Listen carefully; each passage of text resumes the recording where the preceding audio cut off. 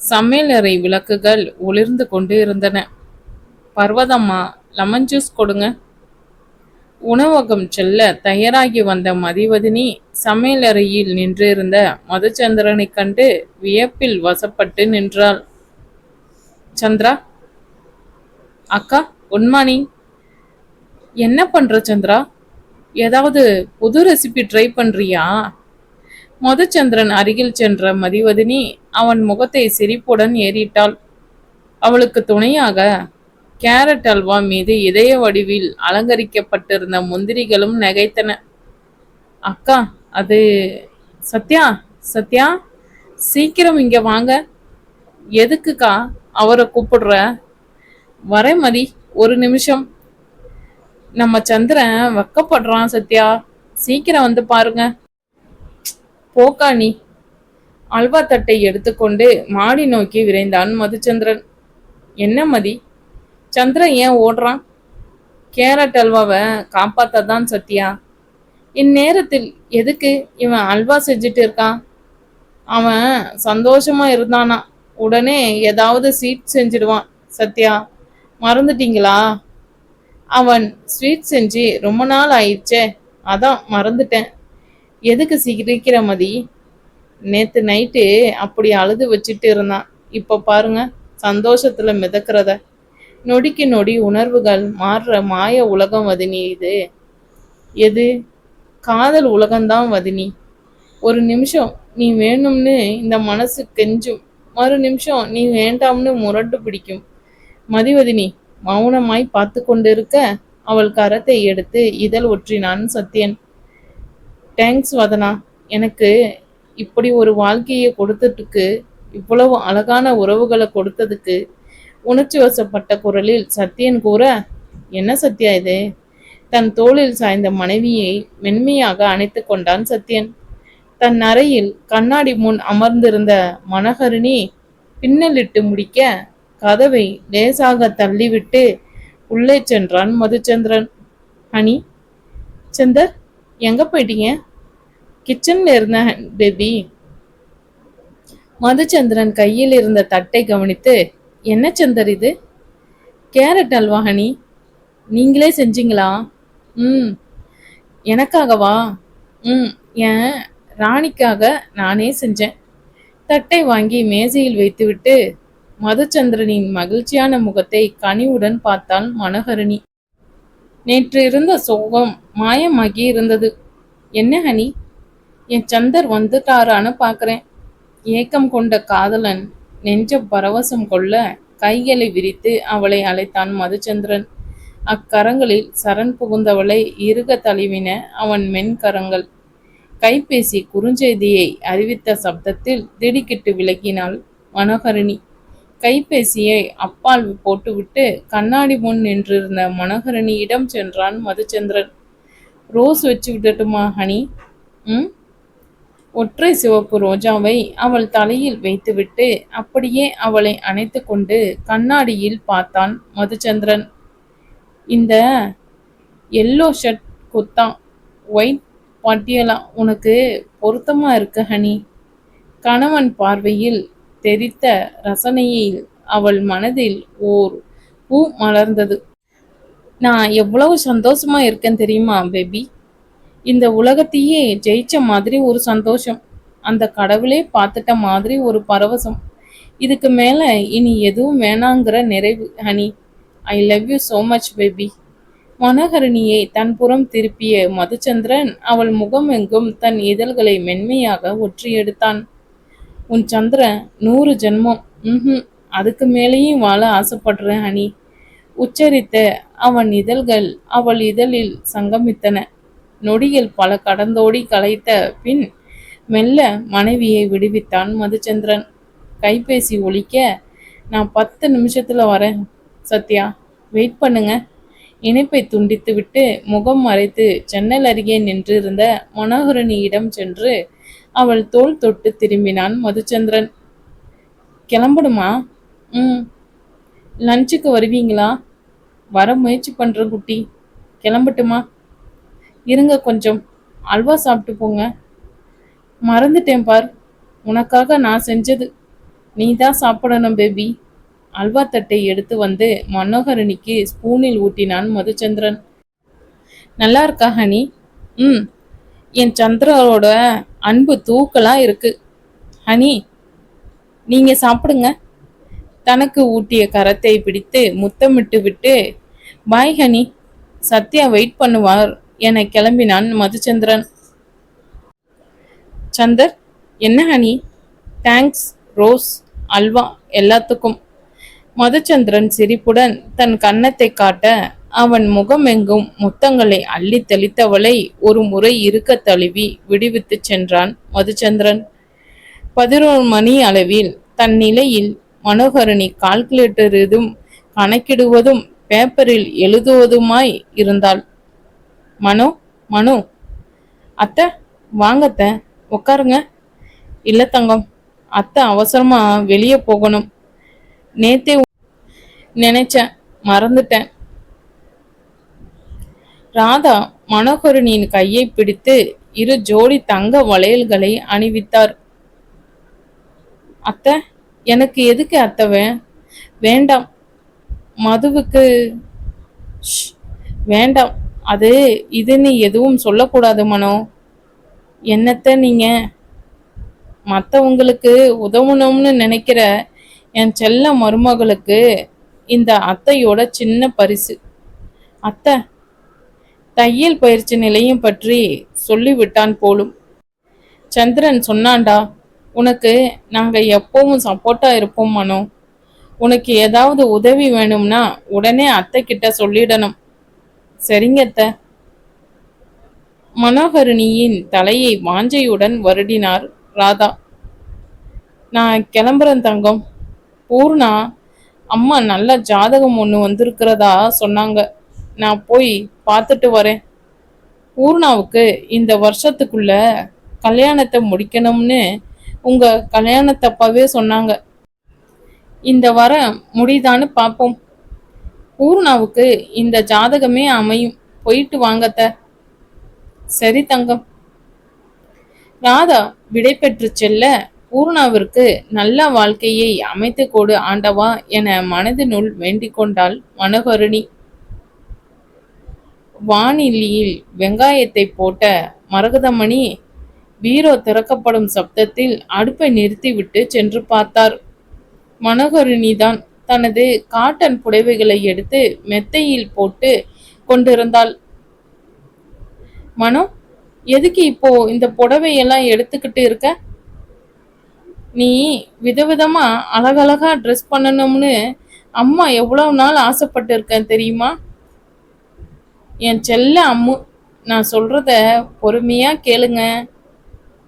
இந்த புடவைய எல்லாம் சுடிதார் நைட்டி ட்ரெஸ் நைட்டியா மாத்த போறேம்மா.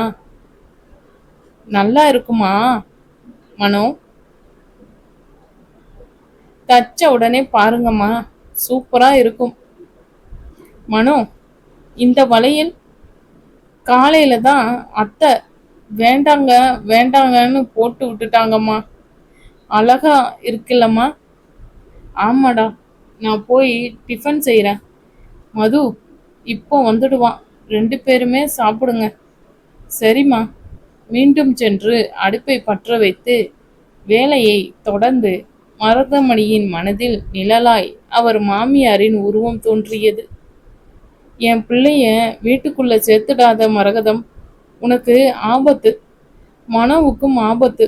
மனோவை நல்லா படிக்க வச்சு நல்ல பையனா பார்த்து கல்யாணம் பண்ணி கொடு. உன் வாழ்க்கையை கெடுத்த அந்த பாவிய மன்னிச்சிடு. கடைசி அவர் கூறிய வார்த்தைகள் காதில் எதிரொலித்தன.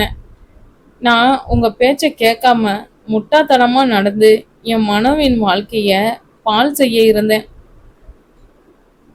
இன்று கடவுள் புண்ணியத்தில் என் மனோ பாதுகாப்பான கைகளில் இருக்கிறாள். இனி துன்பம் என்பதே அவள் வாழ்வில் இல்லாமல் போகட்டும். காரை நிறுத்திவிட்டு சோர்வுடன் இறங்கி வீட்டினுள் சென்றான் மதுச்சந்திரன். ஹாலில் பயங்கர சத்தத்துடன் அலறிக் கொண்டிருந்தது தொலைக்காட்சி.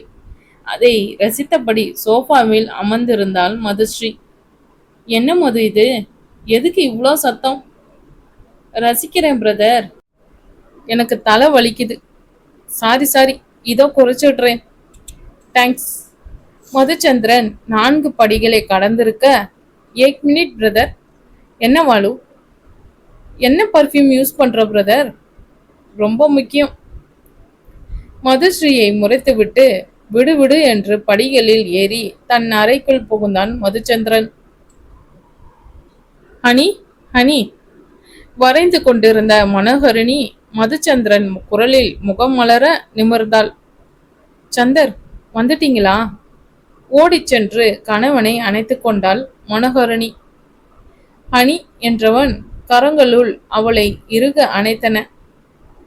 சீக்கிரம் வரணும் தான் நினைச்ச ஹனி, அதுக்குள்ள வர வழி இல்ல.